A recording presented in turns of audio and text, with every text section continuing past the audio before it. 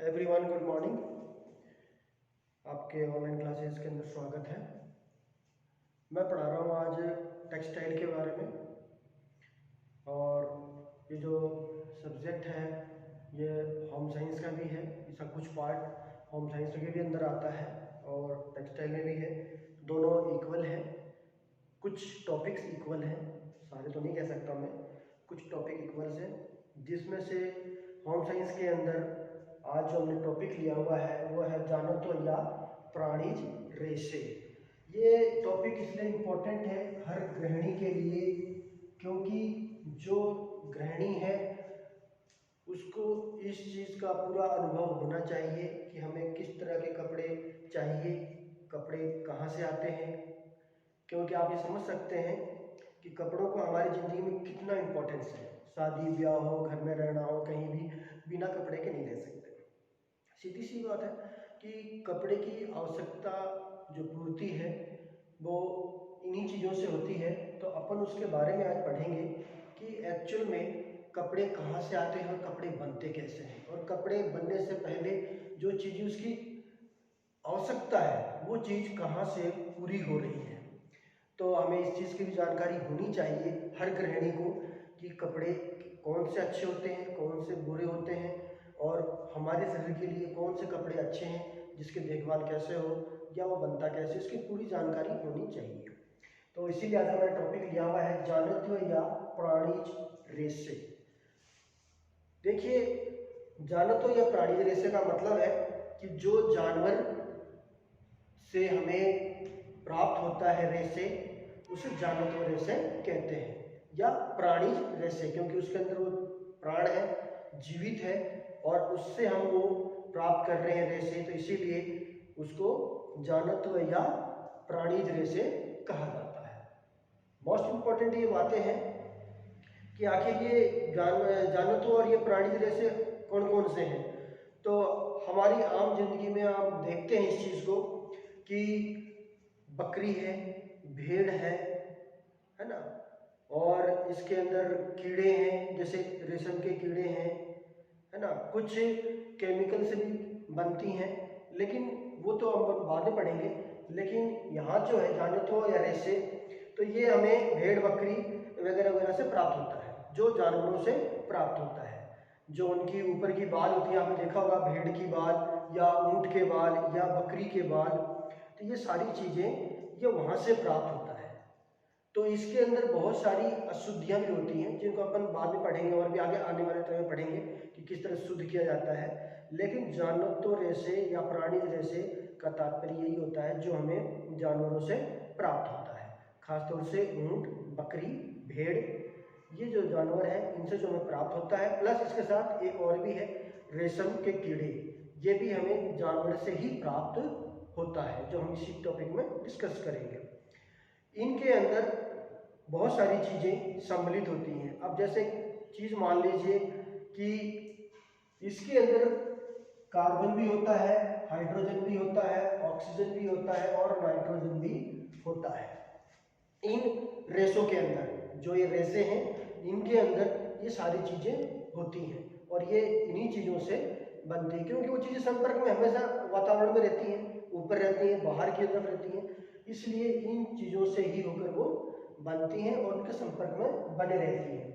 तो ये तो चीज़ हुआ मेन कि जानत्व रेशे या प्राणिज जो रेशे हैं वो कौन से होते हैं, तो ये चीज़ें होती हैं। ठीक है, अब इसी का विस्तार में थोड़ा सा पढ़ेंगे अपन। जैसे फॉर एग्जांपल अपन एक ले लेते हैं, रेशम व ऊन के रेशों को दोनों ही ताप के कुचालक हैं। क्यों भाई?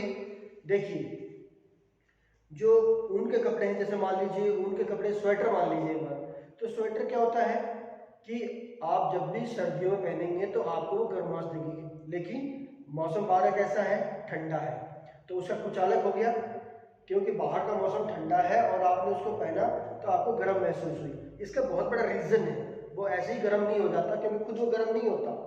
लेकिन देखिए एक्चुअल क्या होता है कि रेशम और ऊन दोनों के अंदर सबसे इंपॉर्टेंट चीज़ ये है कि दोनों के जो रेशे होते हैं वो फैले हुए होते हैं, उनमें जगह बहुत ज़्यादा होती है ना, उसमें अंदर हवा का आकर अपना घर बना लेता है और वो जगह फिलअप कर लेता है अपनी जगह। इससे क्या होता है कि जो अंदर की हमारे शरीर की ऊष्मा होती है, जो गर्मी होती है, वो बाहर नहीं निकल पाती और बाहर का जो हवा है ठंडी वो अंदर प्रवेश नहीं कर पाती।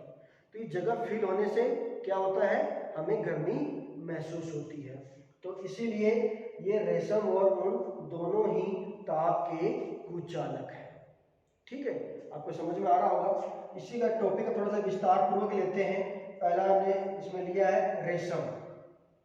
देखिए, रेशम जो है एक कीड़ा होता है जिससे ये रेशम पैदा होता है और ये हमारे भारत का सबसे सुंदर, आकर्षक और लंबा रेशा है।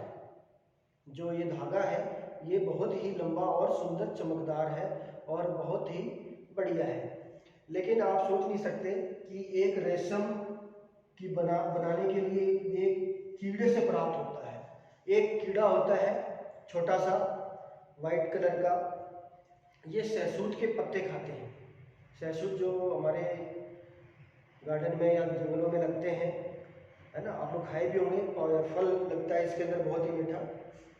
तो इसके पत्ते खाते हैं वे और इनके मुंह में एक छिद्र होता है, उस छिद्र से ये लार निकालते हैं जिसे सालवा कहा जाता है, जिसे सालवा कहा जाता है। और ये लार निकालते हैं और ये लार अपने ऊपर लिपटते जाते हैं, यानी वो लार निकलता रहता है, ये अपना खाते रहते हैं, लार निकलता रहता है और वो लिपटते रहते हैं आपस में।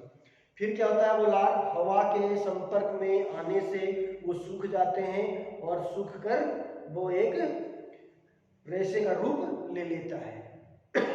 फिर उस कीड़े को क्या किया जाता है, जब वो पूरी तरह लपेट जाता है तो वो कोकून बन जाता है। तो ये जो कोकून है इसे गर्म पानी में खोलते हुए गर्म पानी में डाल दिया जाता है और डालने से क्या होता है, वो कीड़े मर जाते हैं।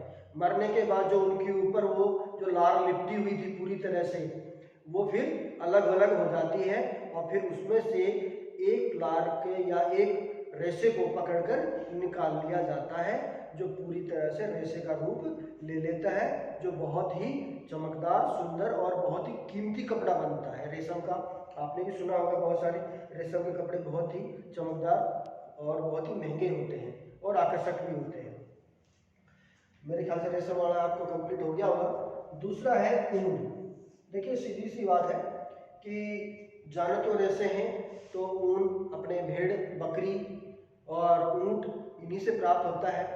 हालांकि अपने भारत के अंदर तो इतने अच्छे क्वालिटी के ऊन नहीं मिल पाते, क्योंकि हमारे यहाँ इतने अच्छे क्वालिटी के भेड़ नहीं है। सबसे ज़्यादा ऊन जो है वो भेड़ से हमें प्राप्त होता है और ये अधिकतर बाहर के भेड़ों में पाया गया है क्वालिटी। एक सबसे अच्छा क्वालिटी आता है, मेरिनो नामक एक भेड़ होती है, उससे ये ऊन प्राप्त किया जाता है या उसके बाल से जो ऊन प्राप्त होता है वो सबसे अच्छे क्वालिटी का होता है। और अधिकतर जो बाहर की कंट्रियां हैं उनमें ही, जैसे साउथ अफ्रीका है, दक्षिणी अमेरिका है, ऑस्ट्रेलिया है, कनाडा है, ये इस तरह की जो बाहर की कंट्रियां हैं इनके अंदर बहुत ज़्यादा इस तरह की चीज़ें मिलती हैं, या यहाँ पे जो जानवर हैं उनकी जो उनकी क्वालिटी है वो ज़्यादा हमारे से बेहतर है। हालांकि अब भारत में भी इन चीज़ों की शुरुआत हो चुकी है, धीरे धीरे काफ़ी बड़ा काम चल रहा है। लेकिन मैं सिर्फ इतना कहना चाहता हूँ इस टॉपिक के हिसाब से कि जो ऊन है उनके रेशे से प्राप्त होता है, जो उनके बाल होते हैं उससे प्राप्त होता है। और ये एक्चुअल में इसको प्रोटीन के तंतु या प्रोटीन के रेशे बोला जाता है। प्रोटीन के रेशे क्यों? प्रोटीन, जैसे हम पढ़ते हुए आए ना कि हमारे बाल, नाखून, ये सब प्रोटीन के बने होते हैं, उसी तरह से ये जानवर हैं और जानवरों के जो बाल हैं वो भी प्रोटीन से बनेंगे, तो इसीलिए इनको प्रोटीन रेशे भी कहा जाता है। सबसे अच्छा, दूसरी चीज कि ये जो चीजें हैं ये बहुत ही भारत में विस्तारवादी रूप से आज के डेट में किया जा रहा है और ये हमें प्राप्त होता है। बस आज के लिए छोटे से टॉपिक पे ही धन्यवाद। अगर इससे संबंधित कोई भी चीज़ पूछना हो तो आप मुझे व्हाट्सएप या कॉल पे कर सकते हैं। Thank you.